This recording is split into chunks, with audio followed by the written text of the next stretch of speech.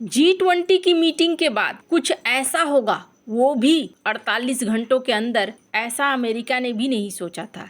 भारत ने Canada, Australia के साथ न सिर्फ एक बैठक की बल्कि एक अलायंस की घोषणा की थी, पर 48 घंटे के अंदर अब भारत ने ऐसी कौन सी डील पक्की कर ली है जिसमें कहा जा रहा है कि भारत ने बड़ी बाजी मार ली है। जानेंगे कनाडा के साथ भारत की अरबों डॉलर की डील, भर भर कर कनाडा अब भारत में जहाजों में क्या भेजने वाला है। वहीं दूसरी तरफ कनाडा ने ये क्यों कहा कि अब अमेरिका सेंटर नहीं रह गया है। जियोपॉलिटिक्स में बहुत कुछ चल रहा है, हमेशा की तरह जानने को मिलेगा बहुत कुछ। आइए जानते हैं इन खबरों को विस्तार से। कनाडा और अमेरिका में जब से डोनाल्ड ट्रंप आए हैं तब से व्यापारिक तनाव हावी हो गया है, और इस व्यापारिक तनाव में तड़का लग गया तब जब डोनाल्ड ट्रंप से माफी मांगने के बाद भी मार्क कार्नी को माफी नहीं मिली। अभी दोनों के बीच का टेंशन बरकरार है। अभी कनाडा का जवाब है कि हम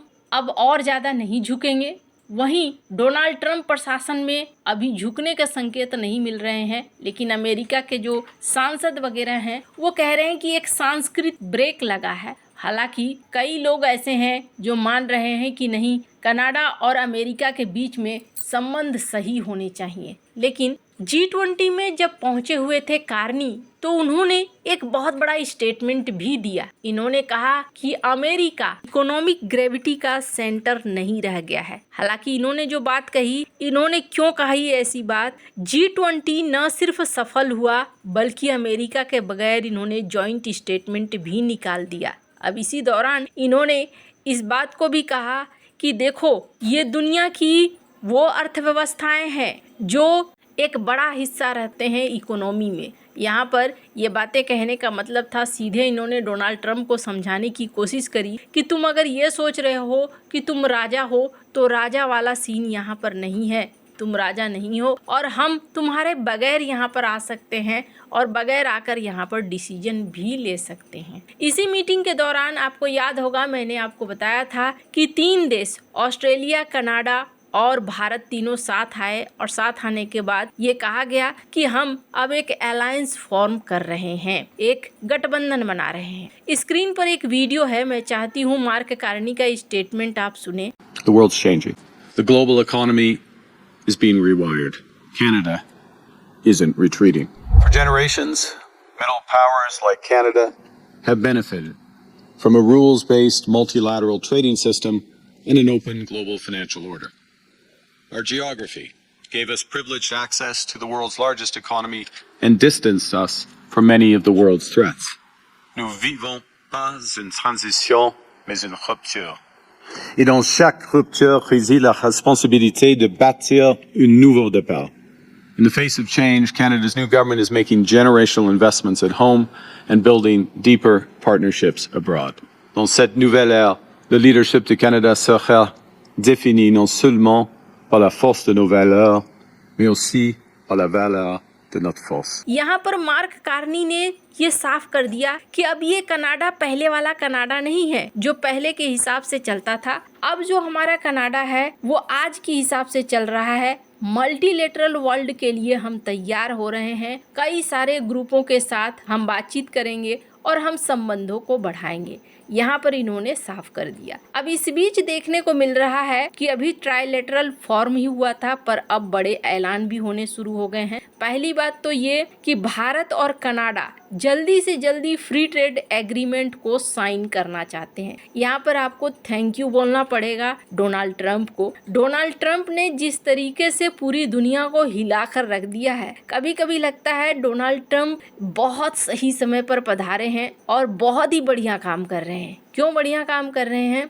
अभी पूरी दुनिया जरूर एक हिलोरे खा रही है, लेकिन इस हिलोरे के बाद जो शांत होगी चीजें और व्यवस्थाएं बनेंगी ना, वो व्यवस्थाएं भारत के फेवर में जाएंगी। भारत के फेवर में क्यों जाएंगी? पहले क्या होता था, पहले अमेरिका के साथ कुछ ग्रुप थे, जैसे यूरोप, कनाडा, ये इतने शक्तिशाली ग्रुप थे कि इन ग्रुप की ही बातें चल रही थी। लेकिन डोनाल्ड ट्रंप को अगर आप देखें तो डोनाल्ड ट्रंप उस पूरे ग्रुप को तोड़ रहे हैं। यूरोप असमंजस में है, अभी यूरोप भी भारत के साथ डील करने को तैयार है। कई सारी डील जो आसानी से होती नहीं थी वो अब यूरोप के साथ भी हो रही है। वहीं दूसरी तरफ कनाडा जो कि एकदम बहुत ही पक्के वाला दोस्त था, लेकिन यहाँ पर ये दोस्त भी अब निकलकर भारत के साथ एग्रीमेंट करने को तैयार है और चाहता है कि फटाफट हो जाए। वैसे मैं आपको बता दूं, जस्टिन ट्रूडो सरकार जब थी तभी भारत के साथ फ्री ट्रेड एग्रीमेंट फाइनल होने वाला था, लेकिन अंतिम मोमेंट में जस्टिन ट्रूडो ने पूरे संबंध को ही बिगाड़ कर रख दिया और संबंधों को खराब कर दिया। फ्री ट्रेड एग्रीमेंट का मामला भी अटक गया। तो काफी हद तक दोनों के बीच में बातचीत हो चुकी है। स्क्रीन पर एक आर्टिकल देख सकते हैं जिसमें कहा जा रहा है कि अब जो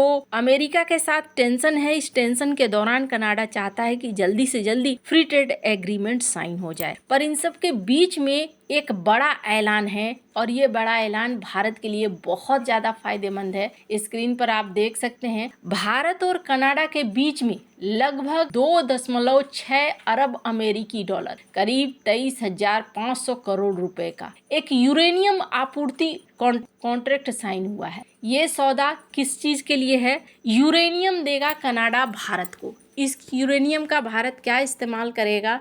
तो यहाँ पर 10 सालों तक का ये कॉन्ट्रैक्ट हो सकता है जिसमें ये यूरेनियम भारत को दिया जाएगा। भारत इस यूरेनियम का इस्तेमाल न्यूक्लियर रिएक्टरों के लिए करेगा और उसमें जो ईंधन है उसके लिए करेगा। कहा जाता है कि ये जो सौदा है G20 के शिखर सम्मेलन के तुरंत बाद हुआ है। अनुमान है कि भारत को लंबे समय तक यूरेनियम मिलेगा। सटीक मात्रा कितनी है ये नहीं पता है, लेकिन जो डॉलर का सौदा है वो करीब $2.5 से ऊपर का सौदा है। 10 साल का हो सकता है, जो साल 2025 के अंत से शुरू हो सकता है या साल 2026 की शुरुआत से शुरू हो सकता है। कनाडा की एक बड़ी कंपनी है केमेको कॉरपोरेशन, जो दुनिया के सबसे बड़े यूरेनियम उत्पादक कंपनियों में से एक है और भारत की तरफ से डिपार्टमेंट ऑफ एटॉमिक एनर्जी शामिल होगा। भारत के पास अभी 25 न्यूक्लियर रिएक्टर हैं, 6 और निर्माणाधीन है। इनमें से कई कनाडाई टेक्नोलॉजी पर आधारित है। यह सौदा भारत के एनर्जी सेक्टर को मजबूत करेगा क्योंकि भारत अपनी यूरेनियम की ज्यादातर जरूरत खरीद कर ही पूरा करता है। भविष्य में भारत छोटे मॉड्यूलर रिएक्टर बनाना चाह रहा है। सौदा अंतर्राष्ट्रीय परमाणु ऊर्जा एजेंसी की निगरानी में हो रहा है और शर्तों के तहत ही हो रहा है। वैसे आपको बता दूं, भारत और कनाडा का जो ये यूरेनियम आपने देखा ना, ये जो सौदा है, इस सौदे से पहले एक बहुत बड़ी मदद भी कभी कनाडा ने भारत की की थी। 1950 से 1960 के दशक में कनाडा ने भारत की न्यूक्लियर क्षमता विकसित करने में महत्वपूर्ण भूमिका निभाई थी। 1954 में कनाडा ने भारत को अपना पहला रिसर्च रिएक्टर दिया था, जो अमेरिका के सहयोग से विकसित भी हुआ था और ये भारत के शांतिपूर्ण न्यूक्लियर कार्यक्रम की नींव थी। हालांकि जब भारत ने परमाणु परीक्षण किया 18 मई 1974 को, तो कनाडा गुस्सा हो गया और कनाडा नाराज हो गया। क्यों नाराज हो गया? क्योंकि इस परीक्षण में कनाडाई रिएक्टर से कथित तौर पर प्राप्त प्लूटोनियम का इस्तेमाल हुआ। तब जाकर कनाडा ने भारत के ऊपर प्रतिबंध लगा दिया था, जो 40 सालों तक चला था, जिसने दोनों देशों के संबंधों को ठंडा कर दिया था। परिणाम स्वरूप न्यूक्लियर सप्लायर्स ग्रुप का गठन हुआ, जिसमें 48 देश शामिल हो गए। इस संकट के बाद धीरे धीरे संबंधों में सुधार आया। साल 2008 में भारत अमेरिका न्यूक्लियर डील के बाद IAEA और NSG ने प्रतिबंधों में ढील दी है। साल 2013 में एक बार फिर से भारत कनाडा न्यूक्लियर सहयोग समझौता हुआ था और अब जाकर एक बार देखने को मिल रहा है कि भारत और कनाडा एक साथ आते हुए दिख रहे हैं। यूरेनियम की जरूरत भारत को खूब है। अगर तेजी से भारत को बढ़ना है तो यूरेनियम हर हाल में चाहिए और ऐसे में कनाडा भारत के लिए किसी वरदान से कम नहीं बनकर आया है। आपको क्या लगता है? इन सब मामले में आपकी क्या राय है? कमेंट कर जरूर बताएं। जल्द मिलते हैं अगले वीडियो में नई खबर के साथ।